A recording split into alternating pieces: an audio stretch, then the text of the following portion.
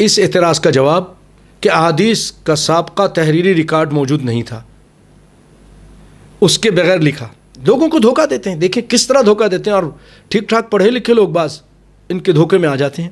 میں ایک مرتبہ بڑا حیران ہوا، ایک تاجر قسم کا آدمی جب میں اس کے سامنے حدیث پیش کر رہا تو وہ مجھے کہنے لگا کہ ابو ہریرہ تو بہت بعد مسلمان ہوئے خیبر کے ٹائم۔ میں نے کہا اس کو یہ باتیں کہاں سے پتہ چل گئیں؟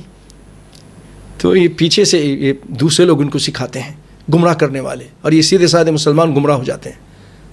ٹھیک ہے بعد میں خیبر میں آئے لیکن زندگی وقف کر دی۔ ابھی آپ انشاءاللہ ابو ہریرہ رضی اللہ تعالیٰ عنہ کی حالات زندگی سنیں گے تو پتہ چلے گا کہ کس طرح وہ نبی صلی اللہ علیہ وسلم کے ساتھ دن و رات رہتے تھے، بھوک سے بے ہوش ہو جاتے تھے لیکن آپ صلی اللہ علیہ وسلم سے جدا نہیں ہوتے تھے کہ ایسا نہ ہو کہ کوئی بات چھوٹ جائے۔ تو اب یہ جو دعویٰ کرتے ہیں کہ سابقہ تحریری ریکارڈ موجود نہیں تھا، تو یہ ان کی بات سراسر باطل، لغو اور خلاف واقعہ ہے، کیونکہ نبی کائنات صلی اللہ علیہ وسلم خود احادیث لکھوایا کرتے تھے۔ آپ کے زمانے میں حدیثیں لکھی جاتی تھیں۔ سیدنا عبداللہ بن عمر بن عاص، ان سے روایت ہے کہ میں نبی کائنات صلی اللہ علیہ وسلم کے پاس احادیث لکھا کرتا تھا۔ ابو ہریرہ یاد کرتے تھے، نبی صلی اللہ علیہ وسلم کی خاص دعا تھی ان کے لیے۔ چادر آپ صلی اللہ علیہ وسلم نے ان کو کہا کہ بچھا لو اور پھر اس کو اپنے جسم سے لپیٹ لو۔ ابھی آج انشاءاللہ اس کا بھی آپ سنیں گے واقعہ۔ تو عمر بن عاص جو ہے یہ لکھا کرتے تھے اور ابو ہریرہ یاد کرتے تھے، پھر ایک دوسرے کو سناتے تھے۔ عمر بن عاص کہتے ہیں کہ میں اپنی لکھی ہوئی کی تصحیح کرتا تھا، ابو ہریرہ جو بیان کرتے تھے۔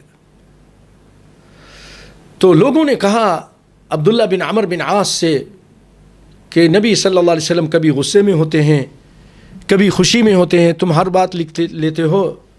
تو انہوں نے لکھنا چھوڑ دیا۔ وہ کہتے ہیں کہ چنانچہ میں نے لکھنا چھوڑ دیا پھر لوگوں کی بات سن کر۔ اور آپ صلی اللہ علیہ وسلم سے اس بات کا ذکر کیا تو آپ نے فرمایا اکتب فوالذی نفسی بیدہ ما یخرج منہ الا الحق،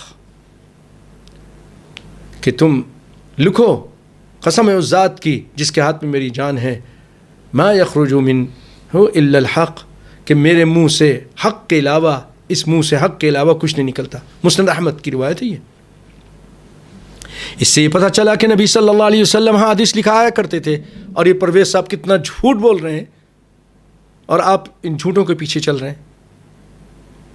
اللہ کے لیے توبہ کیجیے، ان سے دور رہیے، یہ آپ کی دنیا بھی اور آخرت دونوں خراب کر دیں گے۔ جب آپ نبی صلی اللہ علیہ وسلم کی احادیث کا انکار کریں گے تو اللہ ناراض ہوں گے، اللہ ناراض ہوگا۔ نبی صلی اللہ علیہ وسلم کے احادیث کا انکار کرنا گویا کہ قرآن کا انکار کرنا ہے۔ وما ينطق عن الهوى ان هو الا وحی یوحى، نبی صلی اللہ علیہ وسلم اپنی طرف سے نہیں بولتے تھے جب تک کہ اللہ کی طرف سے وحی نہ آ جائے دین کے معاملے میں، صرف قرآن نہیں، اس لیے تو وحی مطلوع ہے اور وحی غیر مطلوع ہے۔ اس کو کہتے ہیں وحیین، دو وحی، ایک حدیث ہے ایک قرآن ہے۔ تو نبی صلی اللہ علیہ وسلم کے زمانے میں یہ حدیث لکھائی جاتی تھی، لوگ لکھتے تھے۔